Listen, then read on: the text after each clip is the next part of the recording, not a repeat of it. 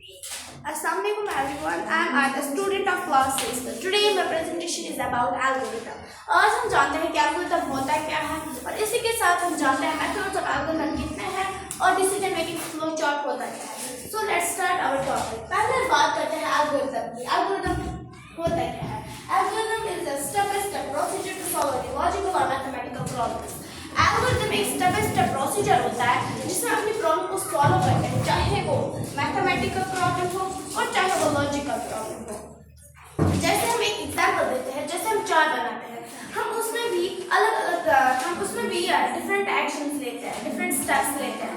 जैसे कि हम पहले हमें जिससे चाय बनानी होती है, पहले हम वो बर्तन लाते हैं, पानी डालते हैं, दूध चीनी और चाय पत्ती डालते हैं, फिर उबालते हैं, फिर उसके बाद मिल्क डालते हैं, फिर उसे फिर से उबालते हैं. फिर जो हमारी चाय होती है वो तैयार होती है. उस जो हमने चाय बनाई है उससे भी हमने स्टेप्स लिए हैं. उस तरह से जो है एल्गोरिथम होता है, ये भी स्टेप बाय स्टेप होता है. अब हम बात करते हैं मेथड्स ऑफ एल्गोरिथम की. मेथड्स ऑफ एल्गोरिथम की है, मेथड्स ऑफ एल्गोरिथम 2 है, SIDO code and flow chart.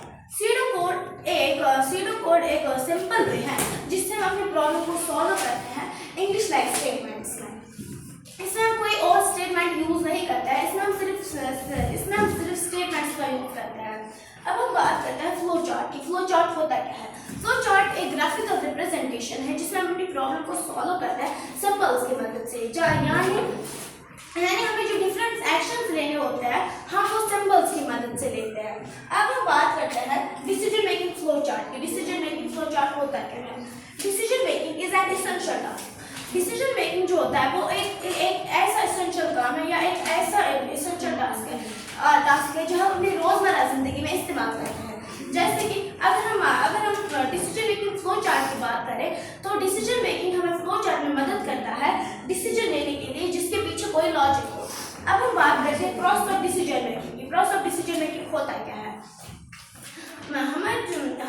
पहले जो हमारी प्रॉब्लम होती है हम उसको एनालाइज करते हैं, हम प्रॉब्लम को फील्ड से देखते हैं कि हमारी प्रॉब्लम है क्या.